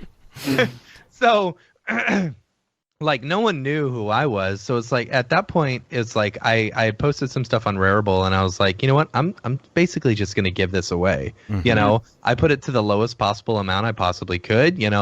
Some people picked them up. They could buy them for, I think it was like $8, or $30 or something like that. Buying my pieces, and I sold them all. That's fine, And I sold another one of my pieces on Foundation for like maybe $100 or something like that. And I was fine with that. I didn't care, because it's like, okay, if I'm gonna make if I'm gonna make a name for myself, I need to be able to make a name for myself. And this is a new way of doing it in comparison with just posting your stuff to Instagram and stuff like that. Where Facebook's making all the money off of your work, versus like Foundation or Rarible or something like that, or Maker's Place, and being able to post your own work and selling it and making money for it yourself. I still think you should price them more. I think you deserve a decent price. I think it's just like how you approach this space that is important. Because I think if you hear me out. If you put one piece and you don't sell it for 3 months, but you sell it for 1 ETH instead of 0.08, you made more money at the end of the day. Right. Absolutely. I agree with you there. I'm totally fine with like holding and stuff like that. But like I said, for myself, not being a known artist, and I wasn't putting the work out there to make $1 million. I realized that probably wasn't going to happen. I was putting it out there to get the work out there. And if someone wants to turn around and sell it for $1 million, that's great for them. Right. I'm totally cool with that. But it's like, I'm totally fine. Yeah. Which would be good, because after that, all your pieces will go crazy. Right. Exactly. Yeah. But I think being patient and just like keep releasing stuff that you like, and just post like piece that means something to you. That's the main thing I think collectors wants to see. Right. But yeah, it takes some time, man. Like, that's why I don't have but the one thing up. It's like, it's one thing that actually meant something, and it's like, I could go in and get some of my random projects I worked on, or a couple Instagram things, and throw them up there. But it's kind of rehashed stuff. It's not, it's not particularly meaningful. But if you're frustrated with it and it's been months, I mean, I'm in the same boat, and it's you just got to give it time for it to get out there, for somebody to come across it. And I would still like put even more work, even if you have unsold one, like, because I feel like it has to connect with someone, and the piece you're gonna post that you're waiting to post because you didn't sell the other one might connect better with someone. Yeah, that's true. Yeah, like I had 2 unsold pieces on my super rare account, and I posted one that really connected with another collector, and this one sold, and the 2 last piece didn't sell for 4 months, and the other ones didn't sell for 2 months. So interesting. And and I just feel like it has to connect with people. Like that. Like when you buy art, it's not like just buying stuff just to buy stuff. It's you want to connect with the piece. Like I collected a bunch of NFTs that I bought because I like it, not because But the my favorite piece that I own is the Eternal Flame by BlVcck Paris. Oh yeah, I love this. I love Blake so much. It's a beautiful piece, and that's the whole reason why I bought it, was because it is absolutely a gorgeous piece. Yeah, I think my favorite NFT that I own, I think I have so many. Yeah, I can imagine.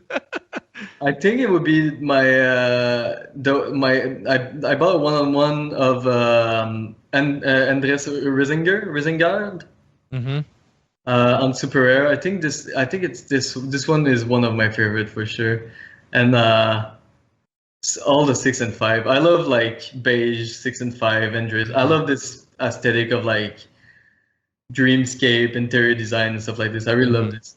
But yeah. Dude, it's crazy. It's so nice. Now I'm waiting to receive like a couple mural gear that I'm gonna put on my walls to display the NFTs. That's cool. We Victor, Beige, and we own an art gallery in NFT gallery in Vancouver. So we bought a bunch of Samsung art that we put on the walls. And we're gonna start doing some curated shows and events and drops there. We're building our own platform where we're gonna do like our own drop format there, which is going to be pretty interesting. It's going to be like physical, but you'll pay with MetaMask. So it's going to be nice. Pretty interesting. That's cool. That's way cool. Yeah. Next time we're up in Vancouver, we'll have to meet up. Yeah. Totally. It's going to be nice. Winbush said that James just sold his Genesis piece last night, and that was up for 2 months. Yeah. Exactly. Yeah. So you just never know. It's worth it to just be patient. Like, yeah, for sure. But a lot of people want that quick buck and just are easy to give up and stuff like this. But I don't know. And I understand I'm in a totally different situation from a lot of people. But seeing this from stepping back, like to me, being patient is the most rewarding. It's really it's for everything. If you work out and you expect to be fit tomorrow, you're never gonna be fit tomorrow. Absolutely, for sure. Yeah, play the long game. Yeah, and I was thinking about it, and I was like, well, there's a part of you that kind of got lucky, where it's like you posted your first piece, and then you got 6 ETH or something like that. Yeah. It's like, oh well, it's easy for you to say that, but what people don't realize is the amount of work you put in ahead of time. Yeah. Building up that Instagram and Twitter following, to where when you posted something, that made it that much easier to fly off the shelf. Oh yeah, for sure. Like building community around you is the most important thing. Mm-hmm. And it's something that a lot of people always try to skip and avoid. And but at the same time, I totally understand how hard it is to put yourself out there and try to be interesting. Like I don't consider myself interesting, so every time I do a tweet, I'm like, oh, that's so stupid, but I'll just do it like anyway. But yeah, like it's pretty challenging to put yourself out there, but at the same time, it's worth it. Like, yeah, totally. Oh, look who it is! Look. Oh, hey. Hey, Dorpy. How's it going? It's all right. I was almost late. I'm trying to make some music for my new NFT I got going on. It's going to go along with my album. It's called No Doggity. Oh my god. Yeah. But I haven't been in front of the computer much lately. It's the holiday weekend, in the U.S., so I'm just chilling out a bit. I went to Starbucks, got a puppuccino.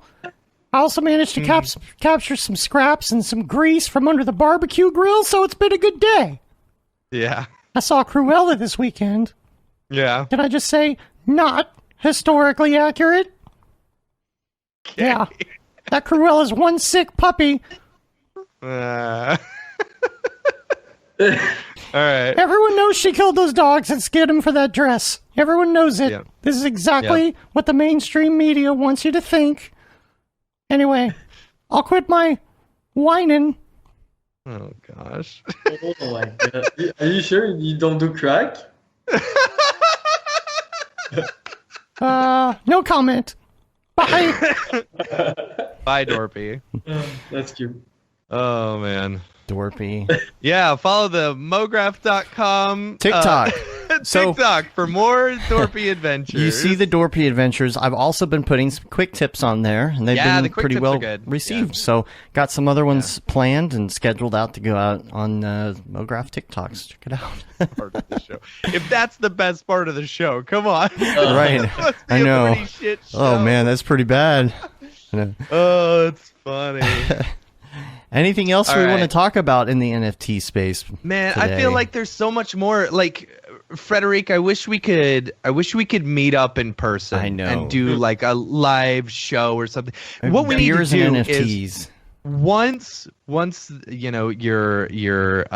your studio's all up, and we need to come up there. Oh yeah. And we need to do just a video in a big spot all about this space and stuff. It would be very, very cool. Yeah. I think that'd be rad. And you as long as you're vaccinated and healthy. Yeah, fully vaccinated, right here. Yeah. You can come at any time. Honestly, yeah. We're all getting vaccinated next week, so yeah. Dude, honestly, anytime you guys want to come in and spend a week in Vancouver, we'll make you see how beautiful Vancouver is. So. Oh man, yeah, it's I'm one of hoping my that favorite SIGGRAPH cities comes I've ever back. been to. Yeah. We were there a couple years ago for SIGGRAPH. SIGGRAPH. I hope they come back. It was gorgeous. Yeah. Like I'm assuming, I haven't heard anything about even virtual SIGGRAPH or anything this year. So I hope it's not gone. I don't know. I've heard rumors that it was hurting. Yeah. And that SIGGRAPH may have seen the end of its days. We'll see. Which I hope is not the case. Not the end of its days, but just that they weren't. We'll start our own SIGGRAPH. Yeah. With NFTs and blackjack. With NFTs and blackjack. Yeah. That's funny. Yeah, dude, you guys could have your own conference for sure. Yeah, totally. The Mograph. Well, that's what Camp Mograph is. Yeah, exactly. It's just limited. It's just smaller. Yeah. Dude, I just want to say something. You said that earlier. Correct me if I'm wrong, but in Camp Mograph, you're giving some rewards for some events. I don't know not necessarily. That's a good idea, though. Yeah. I thought I heard you guys. So I mean, you'll have so what we've done in the past is we've had patches. Yeah. Different patches for the classes. The different workshops that you go through, or the different sponsors. All the sponsors have patches. I've got all the sponsors patches from the last one, sewn on my backpack and stuff. But we thought about doing some custom ones, I beat Dryson Karsten in archery, right? Because he, was a state archery champion in high school or something. Or, I conquered the climbing wall for all the people who actually can make it up the wall. I thought that'd be fun. You need an embroidered QR code. Yeah, right. That'd be fun. Okay, but if you have any challenge like this, I'm willing to give away 3 balance to your to any contest or anything from. All right. I bought a bunch of balance this week, just to sweep the floor on Nifty Gateway. So I'm willing. Like I can send it to you tonight if you guys want. If you have whichever Nifty Gateway, I'll send you 3 balance. So if you want to give them to, like, I don't know, winners or anything that you have in mind, like you have like. All right. Cool, man. Let's talk after the show. Great. We'll hook it up. Yeah, totally.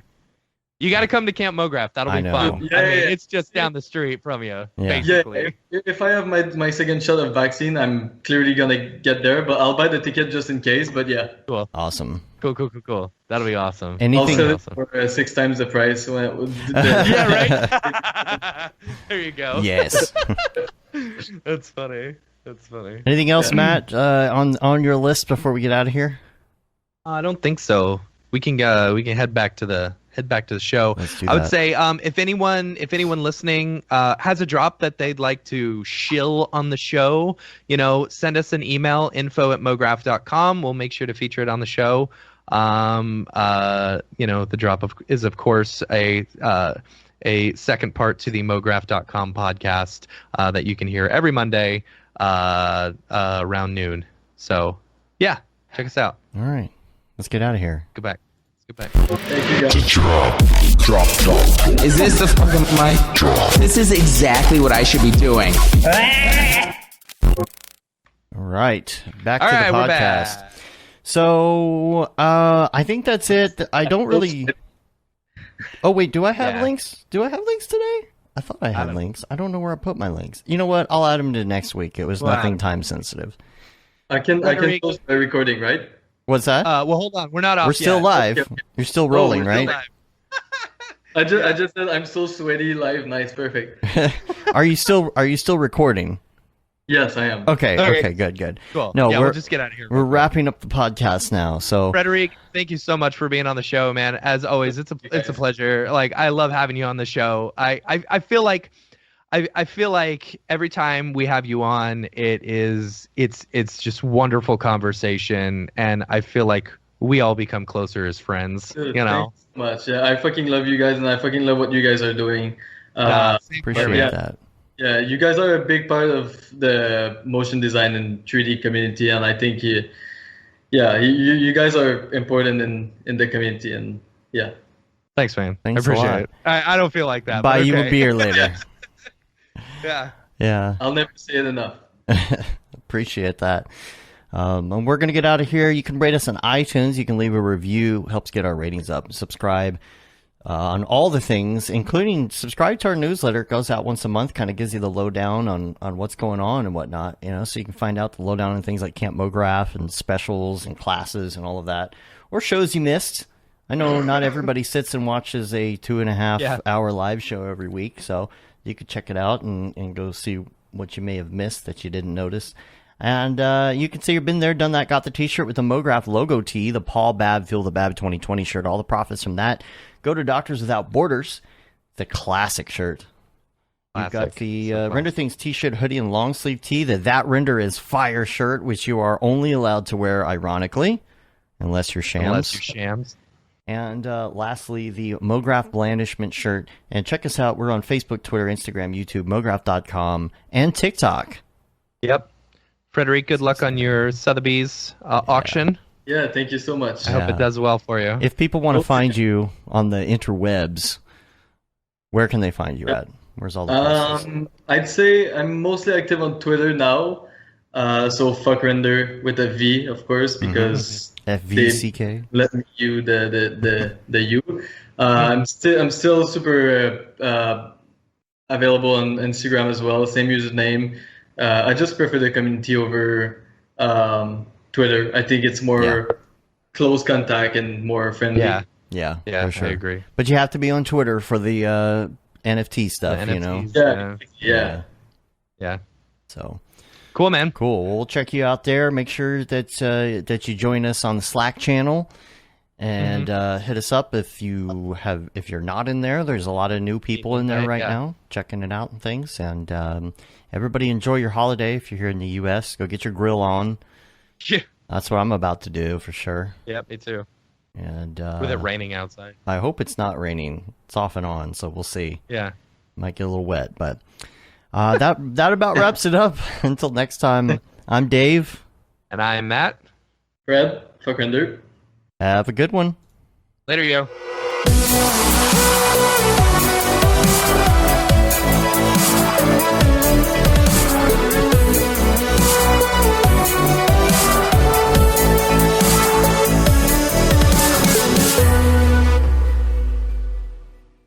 Pretty good, I guess. Mograph.com, an online resource for motion graphic artists. Start your week with the Mograph podcast. Industry news, interviews with your favorite artists, and terrible humor. Watch live shows and interviews from Mograph events like NAB, SIGGRAPH, Half-Res, and local meetups. Our Mograph Talks feature live demos and motivation from artists all around the world. Sometimes you gotta make stuff that you're not gonna put on your reel, and I'm not here to judge. What if Rick and Morty show up for the countdown at midnight? That's where I peaked in life, in my career. We gotta stop this thing, Rick! It's gonna kill us all! Hear from the people that create your software, design your render engines, and artists that are changing the face of modern motion graphics. You get that render done. Yeah, you better frame what? Mograph tutorials and online classes will teach you about Cinema 4D, After Effects, as well as other popular software and render engines. Throw in the HDR Studio, take the render settings, pick the HDR, put a reflection, and gorgeous. Branch into new software. Learn time-saving tips, techniques, workflows, and lessons that'll keep you up to date in the world of motion design. Oh, brother, those are some of my favorite elves. I love projects that scare me. When our art director comes to us and asks for something that I had never done before, man, it gets me pumped. Join the conversation in our live sessions. Check out our plugins, or join the hundreds of daily active users in our Slack channel for technical help, advice, contests, or just to joke around. Real nice banana. Ah, that's so funny. All right. I'm going to live forever. Subscribe today and get the latest updates on our YouTube and other social media channels. Take all your dreams and just do it! We don't care how you get here, folks. Just get here. Subscribe to Mograph.com.